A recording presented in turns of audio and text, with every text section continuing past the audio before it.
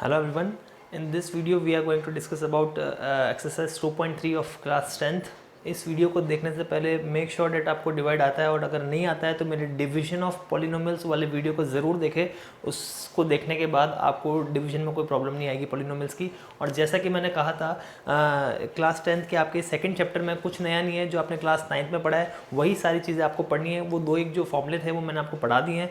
तो अब ये जो चीज़ें बच गई हैं एक्सरसाइज 2.3 जैसे है, तो उसमें आपके क्वेश्चन नंबर फर्स्ट और क्वेश्चन नंबर सेकंड फिर से आपके डिवीजन को लेकर है। तो वो मैंने डिवीजन ऑफ पॉलिनोमियल्स वाले वीडियो में एक्सप्लेन कर दिया है कि डिवीजन कैसे करते हैं। जो बचे हुए क्वेश्चंस हैं उनको पढ़ने के लिए भी आपको क्लास 9 के कुछ टॉपिक्स बहुत अच्छे से आने चाहिए। तो मैंने थोड़ा सा एक रिविजन वाला पार्ट रखा है आपके लिए। जैसे कि आपका ये टॉपिक है फैक्टर थ्योरम, ये आपके क्लास 9 का ही पार्ट है, और एक आपके ये टॉपिक है डिवीजन एल्गोरिथम, ये भी आपके क्लास 9 का ही पार्ट है। ये दोनों टॉपिक्स आप क्लास 9 में पढ़ते हो। तो जो बचे हुए क्वेश्चन है एक्सरसाइज 2.3 के, क्योंकि फर्स्ट और सेकंड में तो डिवाइड ही है पॉलिनोमियल्स का, तो जो 2 से 3 क्वेश्चन बच गए हैं उनको करने के लिए आपको ये 2 टॉपिक्स क्लियर होने चाहिए। तो फिर से एक बार थोड़ा सा रिवीजन कर लेते हैं इन टॉपिक्स का। एक तो है फैक्टर थ्योरम। फैक्टर थ्योरम में कुछ ऐसा था कि if p of a is equal to 0 then x minus a is a factor of px। ठीक है, तो इसमें अगर इसको थोड़ा सा एलेबोरेट करके मैं ऐसे लिखूं, इसका मतलब यहाँ पर ये है कि अगर पॉलिनोमियल में किसी एक a वैल्यू पर x की जगह किसी a वैल्यू को रखने पर अगर पॉलिनोमियल की वैल्यू 0 होती है तो x माइनस एक फैक्टर होता है। तो इसका मतलब ये हुआ कि अगर यहाँ पर ये a की वैल्यू पर पॉलिनोमियल 0 हो रहा है, मतलब a is a 0 of the polynomial. ठीक है, यही तो था 0 ऑफ द पॉलिनोमियल। देखो मैं फिर से बोल रहा हूँ, अगर आप मेरी पुरानी वीडियोस अगर आपने नहीं देखी तो उन्हें देखिए, तभी आपकी ये चीज़ें आपको समझ में आएगी कि मैं बोल क्या रहा हूँ। 0 ऑफ द पॉलिनोमियल है क्या, ये फैक्टर क्या है, ये फैक्टर थ्योरम सॉरी डिवीजन कैसे करते हैं। ठीक है, तो अगर आपको ये चीज़ें नहीं आती है तो आप पहले मेरी पहले वाली वीडियोज़ देखें और फिर ही इस वीडियो को देखें। ठीक है, और अगर आपको ये वीडियोज़ नहीं मिल पा रही है तो मैं डिस्क्रिप्शन में इसका लिंक दे दूंगा मेरी पुरानी वीडियोज़ का, तो वहाँ पर जाके आप उनको देख सकते हैं। तो यहाँ पर आप देखिए आराम से समझे, p ऑफ a का इक्वल टू 0 का मतलब ये है कि जो ये a वैल्यू है, ये जो a है वो आपका इस पॉलिनोमियल का एक 0 है, क्योंकि a पर ये पॉलिनोमियल की वैल्यू 0 हो रही है। तो इसका ये सीधा सा मतलब हुआ कि a is a 0 of the polynomial. जो पर्टिकुलर वैल्यू है a, ये जो यहाँ पे आपने पुट किया है, is a 0 of the polynomial. ठीक है, तो अगर एक 0 है पॉलिनोमियल का, तो आपको ये याद रखना है कि x माइनस ए एक फैक्टर होगा पॉलिनोमियल का। और अगर आपको इसको थोड़ा समझना है कि ये हुआ कैसे, ये फैक्टर थ्योरम ऐसे क्यों है, तो आप इसको बहुत आसानी से समझ भी सकते हैं। जैसे कि एग्जांपल लेते हैं, एक अपन क्वाड्रेटिक पॉलिनोमियल लेते हैं x² माइनस 5x प्लस 6। ठीक है, तो अगर जब आप इसको फैक्टराइज करते हैं तो आपके फैक्टर कुछ इस तरह से निकल के आते हैं, x माइनस 2 और x माइनस 3। जब आप इसको फैक्टराइज करेंगे तो इसके फैक्टर्स कुछ इस तरह से निकल के आएंगे। ठीक है, तो मैंने ये पॉलिनोमियल लिया px, इसके जब आप फैक्टराइज करेंगे तो यही पॉलिनोमियल आपका इस फैक्टर्स में कन्वर्ट हो जाएगा।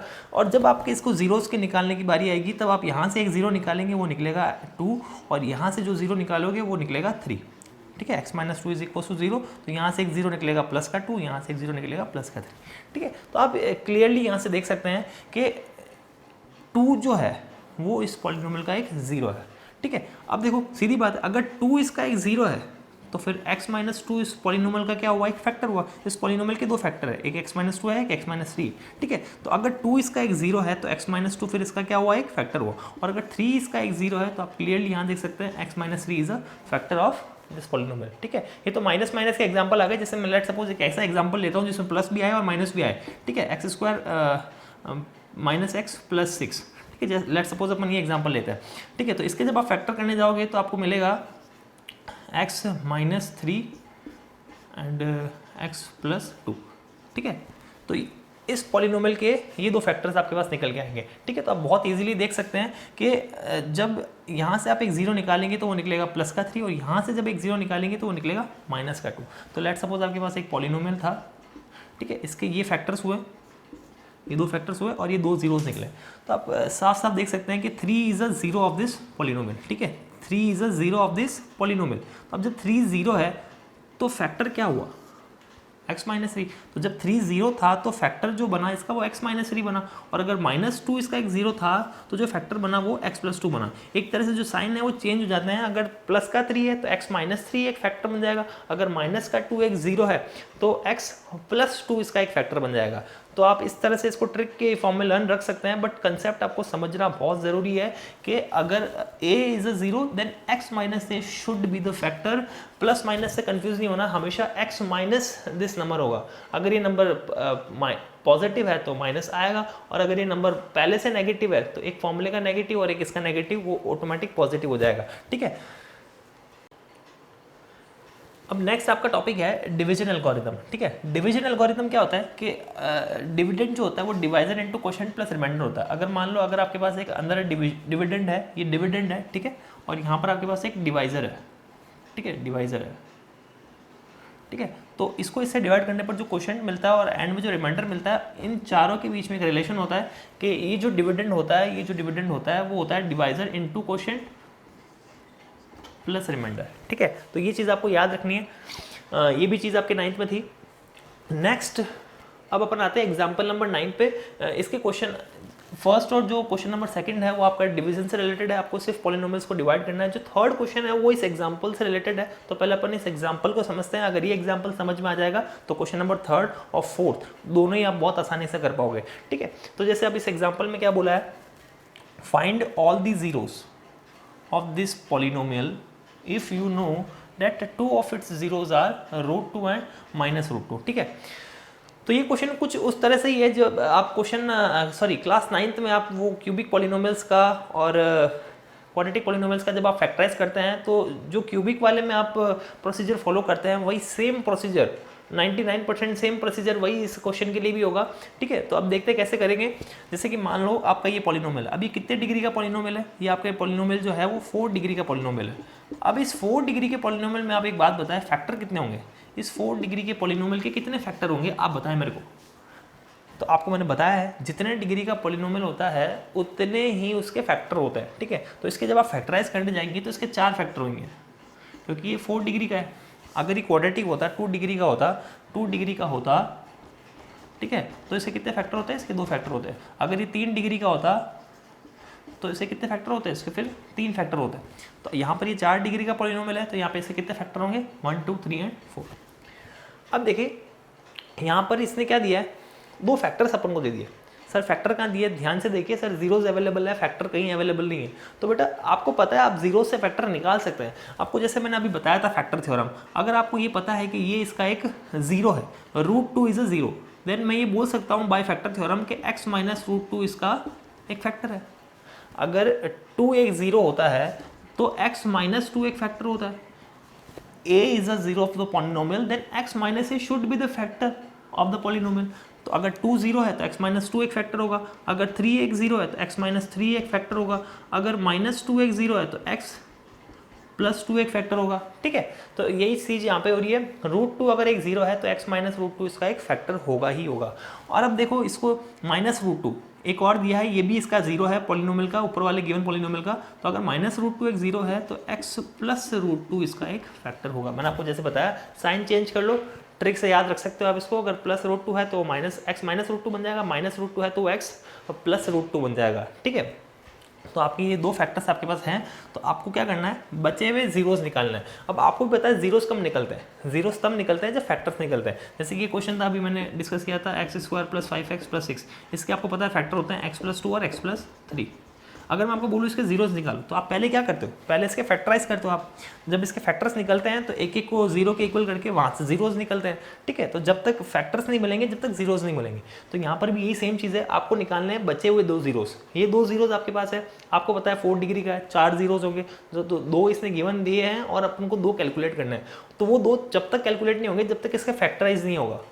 अगर इसके फैक्टर्स आप करने में इसका अगर आप फैक्टर्स आप इजीली कर पाते हो तो उन फैक्टर से आपको जीरोस भी बहुत इजीली मिल जाएंगे। तो आपको पता है 4 डिग्री का है, 4 फैक्टर होंगे जिसमें से 2 फैक्टर है आपके पास x minus √2 and x plus √2। ठीक है, तो अब आपको करना क्या है, आपको ये 2 फैक्टर्स निकालना है। जैसे ही आपके ये 2 फैक्टर्स निकल जाएंगे बच्चे में जीरोस ऑटोमेटिक निकल जाएंगे। आप खुद सोचे, लेट सपोज ये आपका ये 2 फैक्टर्स जो हैं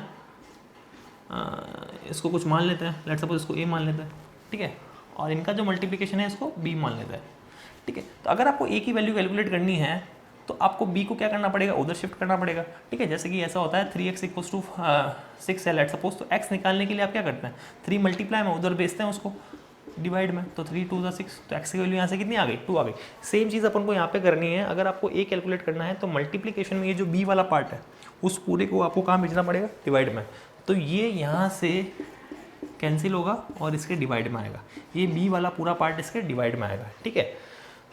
तो जैसे अपन को x निकालना था तो 3 को वहाँ डिवाइड में भेजा, कैंसिल किया, तो जो क्वोशंट आया 2 वही आपका क्या था, x का वैल्यू था। तो सेम चीज़ यहाँ पर होगी। अगर आपको a निकालना है तो b को यहाँ भेजना पड़ेगा, तो डिवाइड करने पर जो क्वोशंट मिलेगा वही आपका आंसर होगा, दैट इज़ वही आपका a होगा, ठीक है।